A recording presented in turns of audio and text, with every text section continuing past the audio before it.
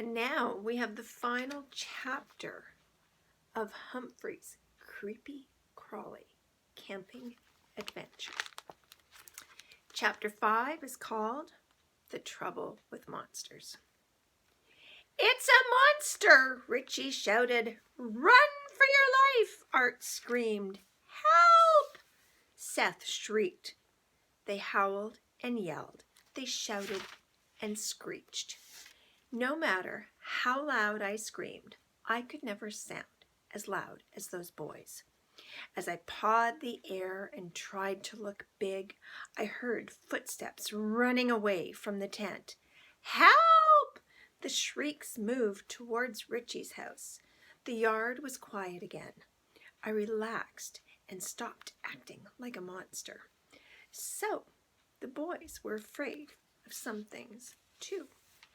I hoped the boys weren't too scared, but I was glad that my plan had worked. Then I heard footsteps coming toward my tent. "Eek!" I squeaked. I knew it was probably just Mr. Hopper, but I didn't want to be caught outside of my cage. My friends might find out about my secret lock that doesn't lock, and if they did, they might decide to fix it. Then I'd be stuck in my cage forever and ever. So I dashed to my cage and pulled the door closed. "What's going on out here?" Mr. Hopper asked. He poked his head in the tent flap and looked around. The flashlight was still on, and so was the music. My shadow was on the wall. But now it was my shadow from inside the cage. Mr. Hopper laughed when he saw it. "I think I see what happened," he said. He left and came back again with Heidi, Gail, Saya, and Miranda. "Are you sure it's safe out here?" Heidi asked. "I could hear those boys screaming from inside the house." Gail nodded. "I saw them running across the yard." "I'll show you what scared them," Mr. Hopper said. Humphrey cast a shadow on the wall of the tent. He took them around the outside of the tent. "It looks huge," Miranda said. "It looks like a lion cage," Saya whispered. "But it wouldn't scare me," Heidi said. "Me either," Gail agreed. "Silly boys." The girls came back into the tent. "I'm not afraid to be out here," Heidi said. "Girls aren't afraid of anything," Miranda added. "Girls aren't afraid of anything," all the girls repeated. "It's funny, but I don't remember leaving the flashlight on," Heidi said, "or the music." Saya, Gail, and Miranda didn't remember either. I didn't squeak up then and tell them that I had turned them on. The girls stood between the flashlight and the side of the tent and made funny shadows, like pictures on the wall. Gail made a crocodile using her hands. I was just a little bit afraid when she snapped the crocodile's jaws. Miranda made a bunny rabbit with her hands. It had tall, floppy ears. Heidi made a dog. She wiggled her fingers and his ears flopped. Then his mouth opened and shut. "Woof, woof," she barked. That made Gail giggle.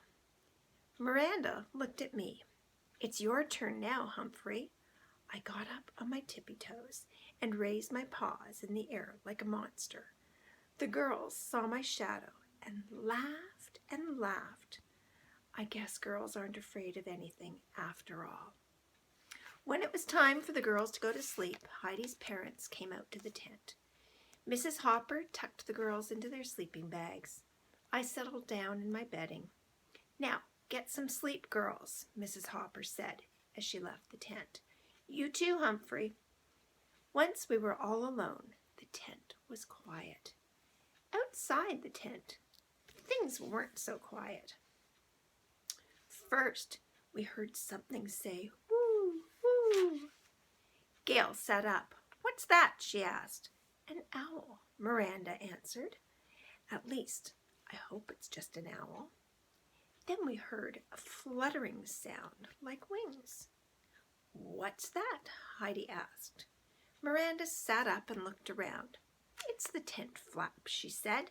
At least, I hope it's the tent flap. It was quiet again. Almost too quiet. I was feeling a bit nervous. So I hopped onto my wheel. Spinning always relaxes me. I forgot that my wheel makes a loud whirring sound. I don't notice it in the classroom where there are other noises. But in the tent, it sounded unsqueakably loud. What's that? Gail asked in a frightened voice. I don't know, Miranda sounded even more frightened than Gail. It's just me, I squeaked. Listen to Humphrey, Saya said. He must have seen something. Heidi crawled out of her sleeping bag and stood up. That's it, she said. I'm sleeping in the house. Me too, Gail said. Me too, Miranda said. And me, Saya softly added. Me too, I squeaked. The girls quickly rolled up their sleeping bags. They took their flashlights, the lantern, and my cage back into the house. As Saya carried my cage across the yard, I could see that the tent in Richie's yard was dark. I was pretty sure that the boys had also gone inside. And even though I didn't see any real creepy crawly creatures in the garden besides the night crawlers, I was happy to sleep inside too. Heidi took me back to school on Monday morning. When Mrs. Brisbane saw us, she asked how the weekend had been. Great, Heidi answered. I had a camping night in the backyard with my friends. So did I, Richie said. Oh, Mrs. Brisbane replied. Were you scared to sleep outside? No, Heidi said. Girls aren't afraid of anything. Neither are boys, Richie added. They weren't exactly squeaking the truth, but I'm pretty sure they believed what they said. During class, Mrs. Brisbane asked, What's the opposite of frightened? Richie raised his hand and answered, Fearless. Later that night, I showed Og the friendship bracelet on my cage. Then I told him all about our creepy crawly camping adventure. He splashed in his tank and said, Boing, boing. The girls were scared and the boys were scared, I told my froggy friend. I wasn't afraid, at least not much. But I think that it's all right for girls and boys, and even hamsters, to be a little bit afraid of creepy, crawly creatures, even when the scariest thing in the yard turned out to be me. And that's the end of Humphrey's creepy, crawly camping adventure.